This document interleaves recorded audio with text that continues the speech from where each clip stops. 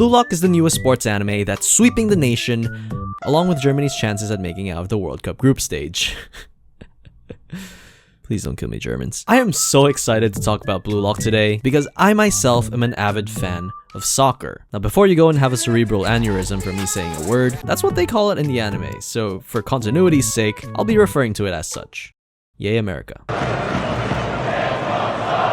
Also, why the hate on Americans using the word soccer when it was a term coined by the British? Anyway, I'm getting off track. I'm here to give my opinions on Blue Lock and hopefully convince you to watch it, because there might be people out there that like soccer but don't watch anime, and people that watch anime but have no bitches.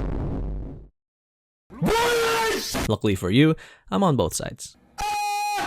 So Blue Lock is an anime where 300 of the top middle school strikers compete against each other to be the best striker in Japan. Think Squid Game, but it's a bunch of Japanese kids kicking each other's balls. Isagi Yoichi is our main protagonist. He's pretty good. Problem is, everyone else is pretty good, but gooder. Remember, these are the top 300 strikers out of the entirety of Japan. There are no midfielders, no defenders, just strikers. Now, some of you who have a little bit of knowledge on real life soccer from your middle school gym coach forcing you to wear those god-awful training shirts that always smell like the previous kid's ball sack might know that real soccer isn't like that. It's pretty evident early on that when you put 11 strikers in a team together,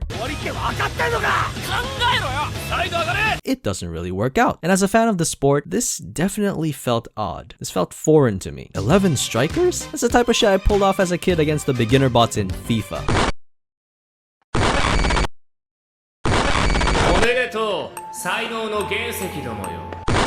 Let me ask you this. What is soccer? Is it 11 people fighting together as a team?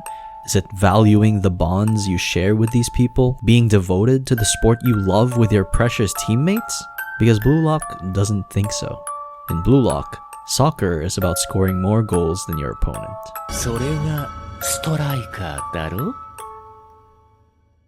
That's when I realized that I was going into this series with the wrong expectations. I went into Blue Lock thinking that it was going to be a generic sports anime, when it's not. I mean, hell, the plot itself goes against everything that makes it a sports anime. In a genre that is entirely synonymous with the words teamwork and camaraderie, Blue Lock is the one kid in the playground that goes, I want to be different. And it does this by being a complete asshole to everyone. And it does this by putting emphasis on the concept of egoism. The idea that in order to be the best, you have to believe you are the best. So think of it more of a shonen anime involving sports. There's no let's win nationals bullshit, no do it for our senpais crap. It's a dog-eat-dog world where only one person gets picked to play in Japan's under-20 squad, while the rest are never allowed to play soccer ever again.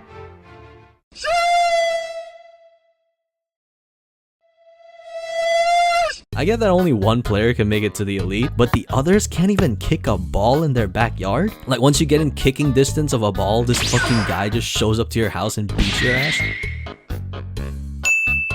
Now, a lot of people's main arguments for the show is that it's childish and unrealistic, and I get where they're coming from. If, like me at the beginning, they expected a generic sports anime where you start off piss weak, you work together as a team, and then you somehow always lose in the spring tournament, but go on to win the summer one, which is the last chance at qualifying for nationals, and then you go on to win everything. There's nothing inherently wrong with that formula because it works. And I know it works because I love all of these anime that use it. But right at the gate on episode 1, if you're introduced to the literal Squid Game of soccer, it's like the LeBron James of soccer, and you still expect everything else to be normal, then I don't know what to tell you. Honestly, there's nothing overly unrealistic about how they play soccer either. There's one guy who kicks the ball powerfully, and there's another guy that runs fast. I'm free!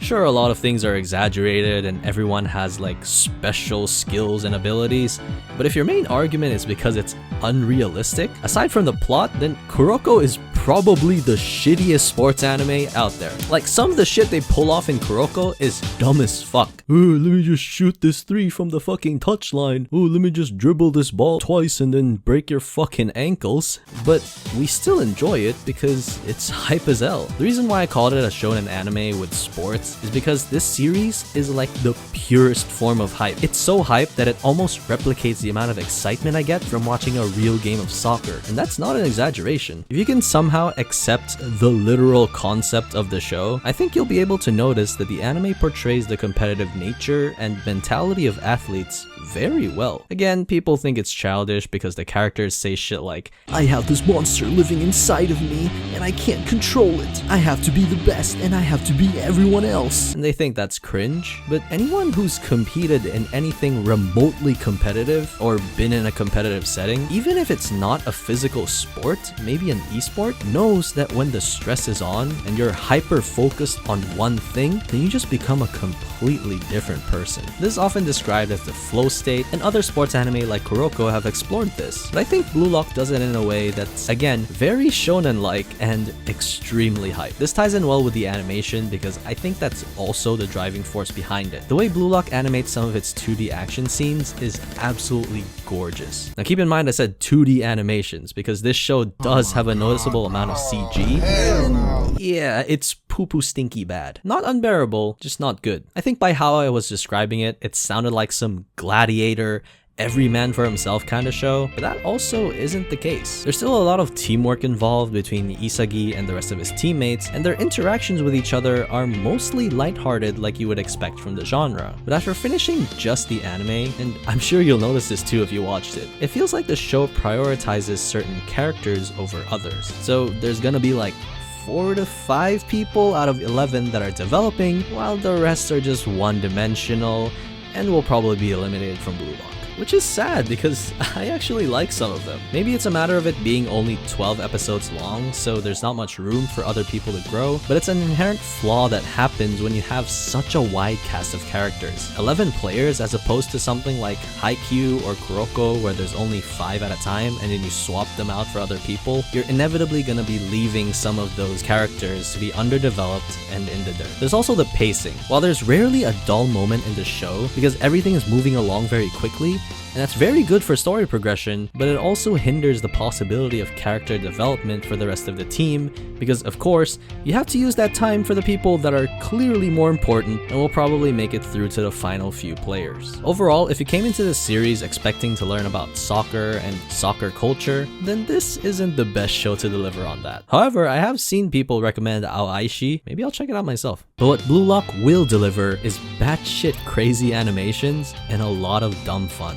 I don't think it's a masterpiece, nor do I think it should be compared to haikyuu because they're two fundamentally different shows, but I believe it's an interesting take on a sports anime that not too many people are willing to make. Anyway, if you choose to watch the show, then let me know what you think about it in the comments below, but until then, I hope to see you on the next one.